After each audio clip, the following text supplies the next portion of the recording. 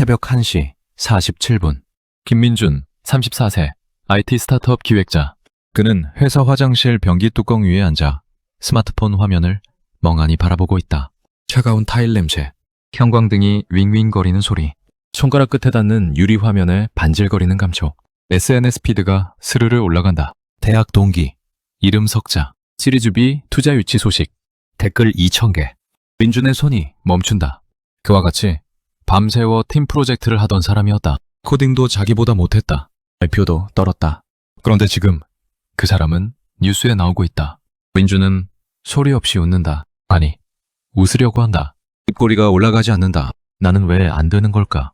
당신도 이 순간을 알고 있을 겁니다. 열심히 살았는데 어느 날 문득 나만 제자리인 것 같은 그 기분. 저 사람은 운이 좋은 거야. 집안이 달라. 그냥 타고난 거야. 그렇게 생각하면 마음이 조금 편해집니다. 그런데 이상하게 그 말이 완전히 납득되지는 않습니다. 왜냐면 그 사람 처음엔 정말 나랑 별 차이 없었거든요. 하버드 대학교 연구팀이 성공한 사람들을 수십 년간 추적 연구했더니 놀라운 사실이 밝혀졌습니다. 운도 아니었고 타고난 재능도 아니었습니다. 뇌를 바꾸는 습관이 달랐던 겁니다. 오늘 영상에서는 그 7가지 습관을 하나씩 공개해드립니다. 막연한 자기개발 이야기가 아닙니다. 뇌과학과 심리학이 실제로 밝혀낸 행동 패턴입니다. 특히 마지막 7번째는 대부분의 사람들이 완전히 반대로 알고 있는 것입니다. 하지만 이건 의지력 문제가 아닙니다. 뇌회로의 문제입니다. 그리고 뇌회로는 지금 당장 바꿀 수 있습니다. 이 채널에서는 매주 당신의 뇌가 당신 몰래 하는 일들을 심리학과 뇌과학으로 풀어드립니다. 아직 구독하지 않으셨다면 지금 구독 버튼 하나만 눌러두세요. 다음 이야기도 꼭 챙겨보실 수 있을 거예요. 민준이 처음 회사에 들어왔던 날을 떠올려 봅니다. 28살, 첫 정규직, 가슴이 두근두근 뛰었습니다. 책상에 앉을 때마다 이번엔 진짜 잘해봐야지 라고 생각했습니다. 6년이 지났습니다. 책상은 그대로입니다. 뷰도 그대로입니다. 연봉은 조금 올랐습니다. 그런데 가슴의 두근두근은 사라졌습니다. 언제부터였을까요? 민준은 기억을 더듬습니다. 열심히 안 한 날이 딱히 없는 것 같은데 야근도 했고 주말에도 일했고 자기계발 책도 수십 권 읽었습니다. 그런데 왜 삶이 앞으로 나가는 느낌이 없을까요? 3년 전 민준에게는 단 한 명의 친구가 있었습니다. 박서윤. 당시 같은 팀 동료. 기획도 별로고 발표도 떨고 영어도 서툴렀습니다. 그런데 그 사람은 무언가 달랐습니다. 실패해도 다음날 아무 일 없었다는 듯이 나왔습니다. 산사한테 혼나도 2시간 뒤엔 씩씩하게 다음 제안서를 들고 왔습니다. 민준은 그 모습이 이상하게 느껴졌습니다. 저 사람은 왜 저렇게 안 흔들리지? 그게 그냥 성격이라고 생각했습니다. 낙천적이거나 무감각하거나. 그런데 아니었습니다. 서윤은 지금 그 회사를 나와 자신의 브랜드를 만들었습니다. 민준은 아직 같은 책상에 앉아 있습니다. 사이는 뭐였을까요? 민준이 화장실에서 나와 사무실로 돌아옵니다. 불 꺼진 오피스. 모니터 불빛만 깜박이고 있습니다. 그 빛 앞에 앉으며 민준은 처음으로 진지하게 묻습니다. 나는 무엇을 잘못하고 있는 걸까? 오늘 이 영상이 그 질문에 답해드릴 겁니다. 첫 번째 습관입니다. 두려움을 위험 신호가 아니라 성장 신호로 읽는 겁니다. 하버드 대학교 앨리슨 우드 브룩스 교수는 2014년 Journal of Experimental Psychology에 흥미로운 실험을 발표했습니다. 발표 직전 극도로 긴장한 참가자들을 두 그룹으로 나눴습니다. 한 그룹은 그냥 발표장에 들어갔습니다. 다른 그룹은 들어가기 전 딱 한 문장만 말하게 했습니다. 나는 지금 흥분되어 있다. 고작 한 문장이었습니다. 그런데 결과는 달랐습니다. 그 문장을 말한 그룹의 퍼포먼스가 눈에 띄게 높았습니다. 왜 그랬을까요? 두려움과 흥분은 뇌과학적으로 같은 신호입니다. 편도체가 새로운 자극에 반응하면서 아드레날린을 분비하는 것. 그게 전부입니다. 위험을 느낄 때와 흥분할 때 뇌가 만들어내는 신호는 완전히 동일합니다. 해석만 다를 뿐입니다. 두 번째 습관입니다. 작은 성공을 의도적으로 설계하는 겁니다. 대한상공회의소가 국내 최고 경영자 200명의 아침을 조사했더니 공통점 하나가 발견됐습니다. 이불 정리였습니다. 성공과 이불 정리. 무슨 상관일까요? 스탠퍼드 대학교 신경과학자 로버트 세폴스키 교수가 그 이유를 밝혀냈습니다. 도파민은 보상을 받을 때보다 보상을 기대할 때 더 많이 분비됩니다. 뇌는 작은 성공을 경험하면 다음 성공을 자동으로 기대하기 시작합니다. 이불 정리 30초가 뇌의 첫 번째 성공 신호를 보내는 겁니다. 그 신호가 하루 전체를 움직입니다. 여기서 함정이 있습니다. 목표가 너무 크면 뇌는 달성 가능성을 낮게 보고 도파민 자체를 분비하지 않습니다. 그래서 시작도 하기 전에 지치는 겁니다. 잘 풀리는 사람들은 이 원리를 합니다. 그래서 크게 시작하지 않습니다. 이불, 물 한 잔, 책, 10분. 이 작은 성공들이 쌓이면 뇌는 이렇게 학습합니다. 나는 시작하면 헤매는 사람이다. 그 믿음이 다음 행동을 만들고 그 행동이 더 큰 결과를 만듭니다. 세 번째 습관입니다. 후회를 연료로 전환하는 겁니다. 민준에게도 그런 날이 있었습니다. 오늘은 하기 싫다. 어제보다 못한 것 같다. 조금 더 열심히 할 걸. 그리고 그 후회가 자책으로 넘어갑니다. 역시 나는 안 돼. 나는 왜 이럴까? 이 순간 코르티솔 수치가 치솟으면서 전두엽 기능이 떨어집니다. 생각이 멈추고 몸도 멈춥니다. 자책은 뇌를 멈추게 합니다. 그런데 후회는 사실 나쁜 감정이 아닙니다. 전두엽이 과거 행동을 분석해서 더 나은 방향을 찾으려는 신호입니다. 문제는 후회를 어디서 멈추느냐입니다. 잘 풀리는 사람들은 후회가 올라오는 순간 딱 한 문장으로 전환합니다. 다음엔 어떻게 하면 될까? 후회에서 멈추는 사람과 질문으로 넘어가는 사람. 1년 후가 완전히 다릅니다. 네 번째 습관입니다. 뇌의 기본 회로를 재설계하는 겁니다. 뭘 하지 않을 때 당신의 뇌는 혼자 무슨 생각을 하나요? 어제 한 말이 실수였나? 저 사람이 나를 어떻게 생각하나? 앞으로 잘 될 수 있을까? 아무것도 안 하는데 뇌가 혼자 부정적인 시뮬레이션을 돌리고 있는 겁니다. 이게 뇌의 디폴트 세팅입니다. 실제로 연구에서 이게 증명됐습니다. 긍정적인 마음 상태의 의사는 중립 상태의 의사보다 진단 정확도가 19% 높고 속도도 빨랐습니다. 마음 상태가 바뀌면 실제 능력 자체가 달라진다는 겁니다. 이 회로를 바꾸는 방법이 있습니다. 심리학자 아론 백이 개발한 인지 재구성 기법입니다. 부정적인 상황이 생겼을 때 딱 3가지 질문을 던지는 겁니다. 첫째, 이게 사실인가? 아니면 내 해석인가? 둘째, 최악의 경우가 실제로 일어날 확률은 얼마나 되나? 셋째, 지금 내가 할 수 있는 한 가지는 무엇인가? 민준에게도 그 말이 날아온 적이 있습니다. 요즘 경기가 얼마나 안 좋은데 그게 되겠어? 부정적으로 세팅된 뇌는 이 말을 사실로 받아들이고 멈춥니다. 재구성된 뇌는 이렇게 질문합니다. 이게 사실인가? 저 사람의 해석인가? 경기가 안 좋아도 잘 되는 경우는 있다. 지금 내가 할 수 있는 한 가지는 같은 말을 듣고도 뇌가 완전히 다른 결론을 냅니다. 타고난 성격 차이가 아닙니다. 뇌 회로가 다른 겁니다. 이 회로는 반복 훈련으로 바꿀 수 있습니다. 5번째 습관입니다. 2분 법칙으로 뇌의 저항을 없애는 겁니다. 민주는 퇴근 후 책상 앞에 앉았습니다. 새 사이드 프로젝트를 시작하려 했습니다. 노트북을 펼쳤습니다. 새 문서를 열었습니다. 그리고 30분이 지났습니다. 아무것도 쓰지 못했습니다. 의지력이 약한 걸까요? 아닙니다. 이건 뇌의 에너지 절약 본능 때문입니다. 우리 뇌는 전체 에너지의 약 20%를 소비하는 기관입니다. 그래서 새로운 행동을 시작하려 할 때 뇌는 본능적으로 저항합니다. 이게 정말 필요한 일인가? 에너지를 써도 되는 상황인가? 이 저항을 의지력으로 밀어붙이면 금방 지칩니다. 의지력은 소모품이거든요. 해결책은 간단합니다. 딱 2분만 하기로 결심하는 겁니다. 민주는 이날 이렇게 했습니다. 딱 한 문장만 쓰자. 한 문장을 썼습니다. 그러자 다음 문장이 떠올랐습니다. 그 문장을 썼습니다. 또 다음 문장이 나왔습니다. 1시간 후 민준의 화면에는 2페이지가 채워져 있었습니다. 이게 뇌의 자이가르닉 효과입니다. 완성되지 않은 일을 뇌가 계속 신경 쓰는 현상입니다. 일단 시작하면 뇌가 스스로 끌어당깁니다. 6번째 습관입니다. 의지력 대신 환경을 설계하는 겁니다. 마크 저커버그가 매일 비슷한 옷을 입는 이유를 아십니까?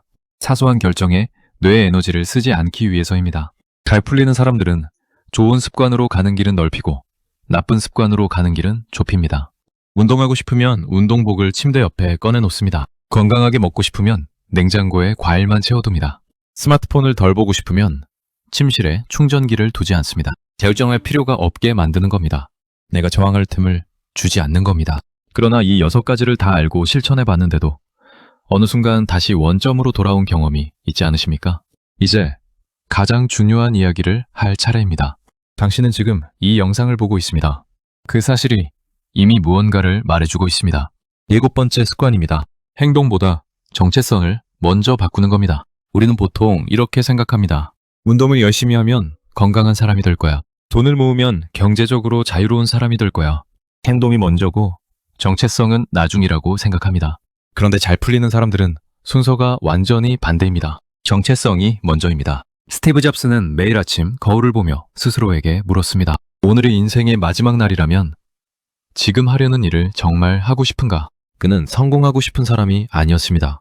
스스로를 이미 세상을 바꾸는 사람으로 정의했습니다. 그 정체성이 매일의 선택을 만들었습니다. 뇌는 자신의 정체성과 일치하지 않는 행동을 할 때 강한 불편함을 만들어냅니다. 나는 성장하는 사람인데 오늘 아무것도 안 했다. 그 불편한 감각 느껴보신 적 있으십니까? 그게 바로 뇌가 보내는 신호입니다. 이 불편함이 행동을 끌어당기는 엔진이 됩니다. 하버드 심리학자 로버트 로젠탈의 피그말리온 효과 실험이 이걸 증명합니다. 교사들에게 이 학생들은 특별히 성장 가능성이 높습니다. 라고 말했습니다. 사실은 무작위로 선발된 학생들이었습니다. 그런데 1년 뒤 그 학생들은 실제로 다른 학생들보다 훨씬 높은 성취를 보였습니다. 타인이 부여한 정체성만으로도 현실이 바뀐 겁니다. 내가 스스로 선언하는 정체성은 그보다 훨씬 강력합니다. 당신, 지금 이 영상 여기까지 보고 있습니다. 한 번도 아니고 두 번도 아니고 그것만으로도 당신은 이미 변하고 싶은 사람입니다. 그냥 흘려보낼 수 있었던 이 시간에 이 영상을 끝까지 보고 있다는 것, 그 자체가 증거입니다. 지금 당장 이 세 문장을 속으로 한번 읽어보십시오. 나는 매일 조금씩 성장하는 사람이다. 나는 시작하면 끝내는 사람이다. 나는 내 인생을 스스로 설계하는 사람이다. 어색하게 느껴지셨나요? 그게 정상입니다. 아직 뇌가 그 정체성에 익숙하지 않은 거니까요. 이 세 문장을 매일 아침 거울을 보면서 말하면 20일 후 뇌는 이 정체성을 자신의 것으로 받아들이기 시작합니다. 정체성이 습관을 만들고 습관이 운명을 만듭니다. 뇌는 한 번 들은 정보를 행동으로 연결하지 않으면 72시간 안에 휘발시킵니다. 오늘 딱 세 가지만 해주십시오. 첫 번째입니다.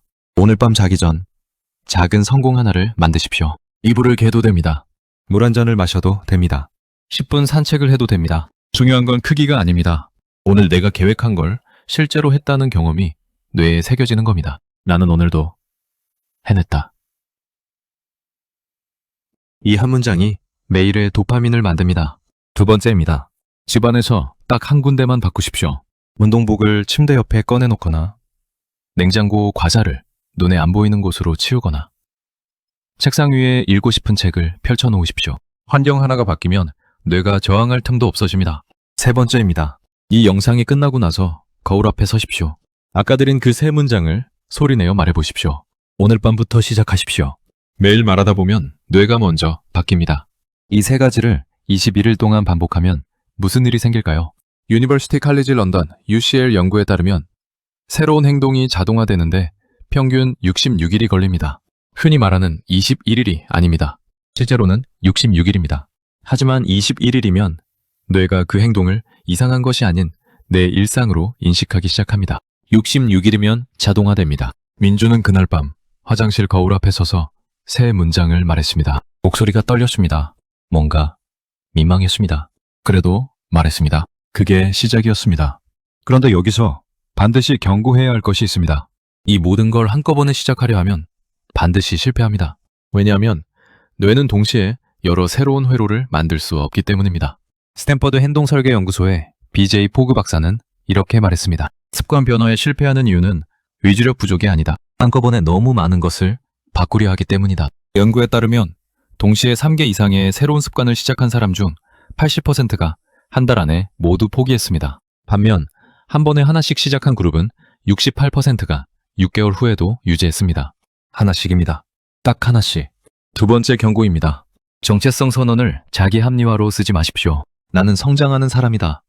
라고 말했으니까 오늘은 좀 쉬어도 되겠지? 이 패턴이 가장 위험합니다. 정체성은 행동을 대체하는 게 아닙니다.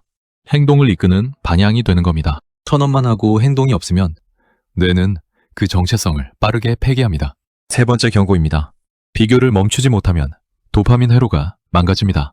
SNS를 오래 할수록 도파민 수용체가 줄어들어 불행감이 증가한다는 연구 결과가 있습니다. 펜실베이니아 대학교 2018년 연구에서 SNS 사용 시간을 하루 30분으로 제한한 그룹은 3주 만에 불안과 우울감이 유의미하게 감소했습니다. 민준이 그날 밤 화장실에서 느꼈던 그 공허함. 그것의 상당 부분은 타인의 하이라이트 필름과 자신의 일상을 비교했기 때문입니다. 비교의 대상을 바꾸십시오. 타인의 지금과 나의 지금을 비교하지 말고 어제의 나와 오늘의 나를 비교하십시오. 그 비교만이 도파민 회로를 건강하게 유지합니다. 요약합니다. 한 번에 하나씩. 선언보다 행동 먼저. 비교의 방향을 바꿀 것. 이 세 가지 경고를 기억하십시오. 새벽 1시 47분. 다시 그 화장실입니다. 같은 형광등, 같은 타일, 같은 냄새. 그런데 민준의 표정이 다릅니다. 스마트폰을 내려놓았습니다. 화면이 꺼졌습니다. 그는 거울을 바라봅니다. 거울 속 자신을 바라보며 소리 없이 입을 움직입니다. 나는 매일 조금씩 성장하는 사람이다. 나는 시작하면 끝내는 사람이다. 나는 내 인생을 스스로 설계하는 사람이다. 어색했습니다. 민망했습니다. 그래도 말했습니다. 오늘 밤 당신도 이 자리에 서 있을지 모릅니다. 지치고 조금 공허하고 어디쯤 와 있는지 모르겠는 그 자리에. 그래도 괜찮습니다. 뇌는 나이에 상관없이 언제든 바뀔 수 있습니다. 신경 가소성은 20대에만 작동하는 게 아닙니다. 80대 노인의 뇌에서도 새로운 신경 연결이 만들어진다는 것. 뇌과학이 증명한 사실입니다. 인생은 아직 충분히 남아 있습니다. 더 건강하게, 더 단단하게, 더 재미있게 살 수 있습니다. 새롭게 시작하기에 늦은 나이는 없습니다. 잘 풀리는 사람들이 운이 좋아 보이는 이유. 이제 보이십니까? 그들은 운을 기다리지 않았습니다. 정체성을 먼저 바꿨을 뿐입니다. 오늘 영상에서 가장 와닿은 습관이 무엇인지 댓글로 남겨주십시오. 나는 몇 번 습관을 오늘부터 시작합니다. 이 한 문장을 댓글로 남기는 것. 그것도 하나의 정체성 선언입니다. 댓글을 쓰는 순간 뇌는 그 약속을 기억하기 시작합니다. 오늘 이 이야기가 여러분의 하루에 작은 위로가 되었으면 좋겠습니다. 영상이 조금이라도 도움이 되셨다면 구독과 좋아요, 알림 설정까지 부탁드려도 될까요? 여러분 한 분 한 분의 관심이 저에게는 이 영상을 계속 만들어 나갈 수 있는 가장 큰 힘이 됩니다. 진심으로 감사드립니다.